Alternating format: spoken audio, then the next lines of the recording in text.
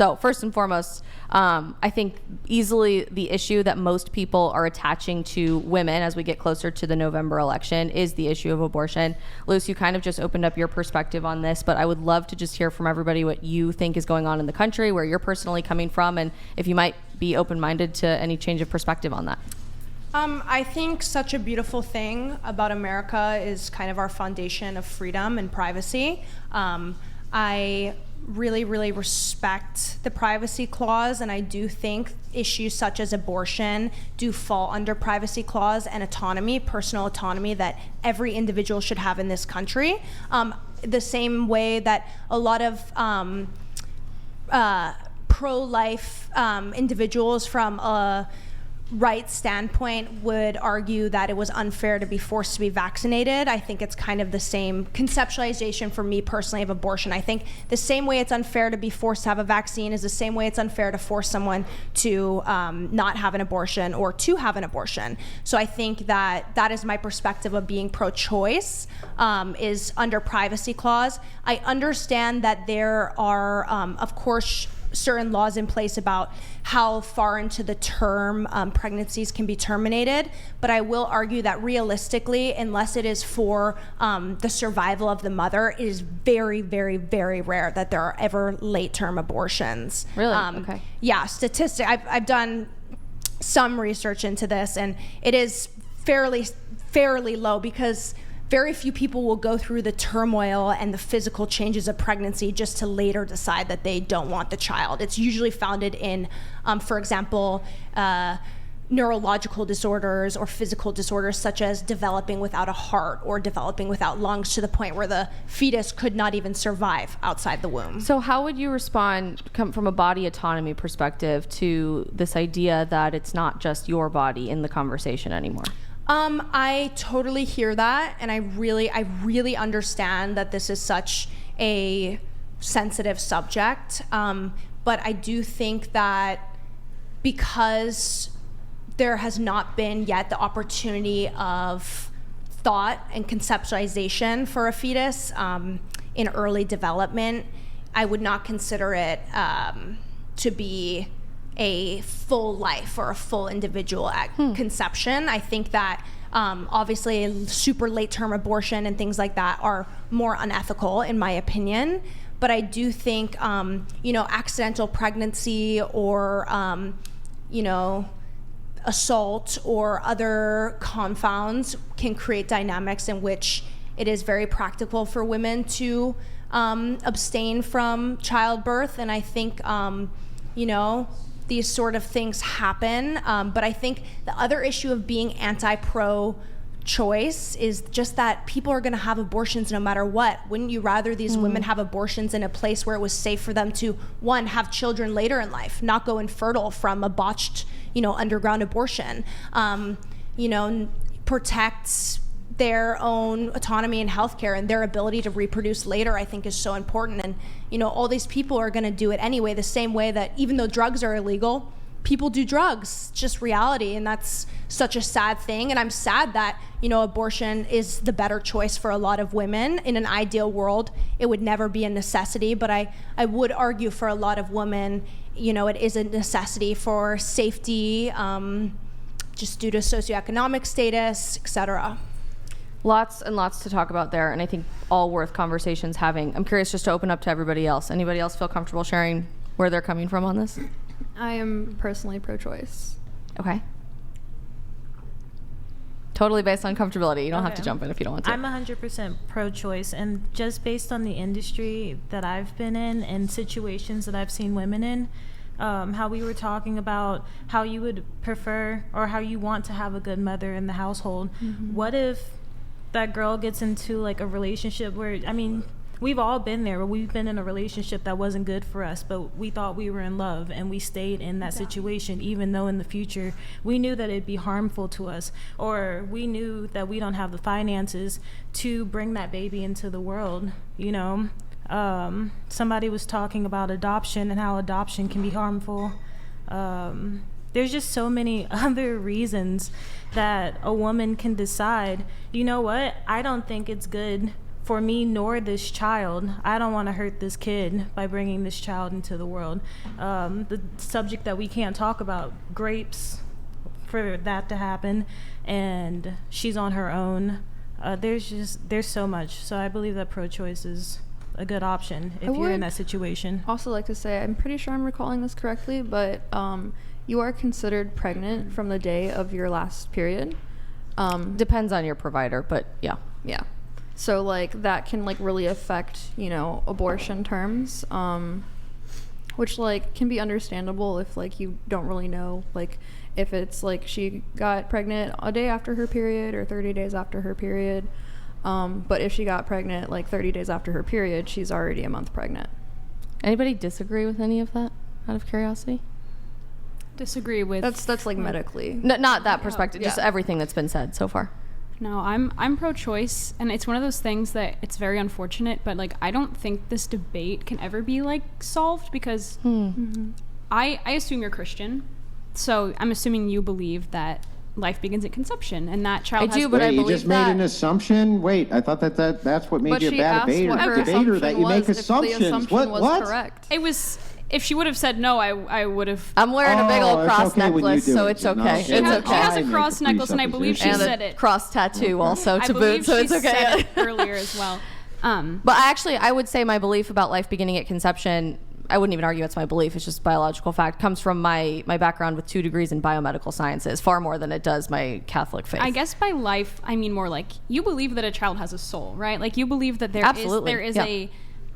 there's a potential life there that has a soul, it has an existence, and that's like if someone is not Christian, they don't believe that necessarily. So it's one of those things where I 100% see how someone who believes that that's like a soul, and if they're aborted, they're dead. They're going to, I don't know exactly what you would believe, but I understand why someone who believes that would think that abortion is like abhorrent. Like it's murder from that perspective. So from an atheist perspective, do human beings not have souls? Yeah. What sets us well, apart from other life forms?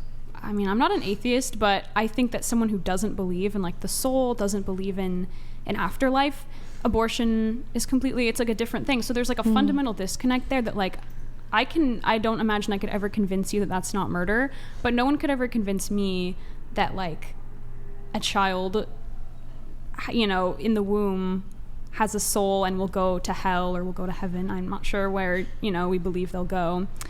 Like that's just like that's a theological difference. So that's why I worry that like the debate can really never be like reconciled, because like I'm never going to Interesting, convince yeah. you that that's not murder, and I don't think I could ever be convinced. Grid 1 Motorsports donated $200. Should the father have a say in you killing his child because it is inconvenient to you? That's interesting. He should have a say. That's as far as I think that goes. For that, everybody's situation is different. How do you guys feel about some limits on all of this? Luce, I know you talked about there eventually being a point that you think that's unethical. At what point do you think... Living_core donated $200. Isabel, I read an article where in Canada women can get abortions even up to the point of knowing the baby's sex. I know there are cases of women aborting based on gender. Reminds me of China. Oh, that's messed up.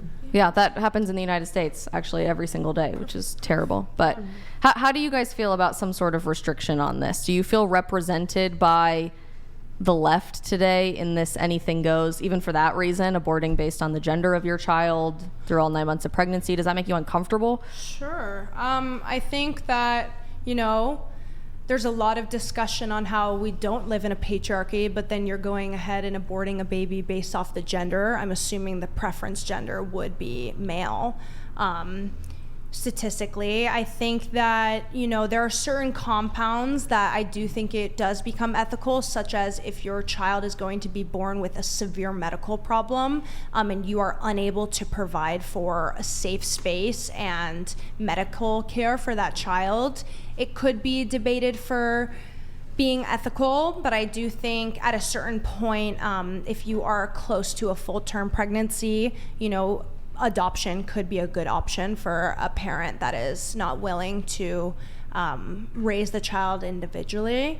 But I do think that it isn't a free-for-all, and I think that a lot of these arguments come from a place of assuming that people are just like having abortions for fun. You know, it's some are, unfortunately. and I think that it has been too normalized in media of like joking around about it, because, you know, I think it's a really traumatic thing for women. And I think even though a lot of the time choosing to not have that baby is the right choice for these women, it shouldn't be kind of made into a mockery. I think it's a really, really difficult decision. And I know a lot of women personally who have either lost children or had to have abortions. Myself, my mom was considering not having me and aborting me. My father asked her to have an abortion at the time. So obviously it's a personal issue to me. I wouldn't exist.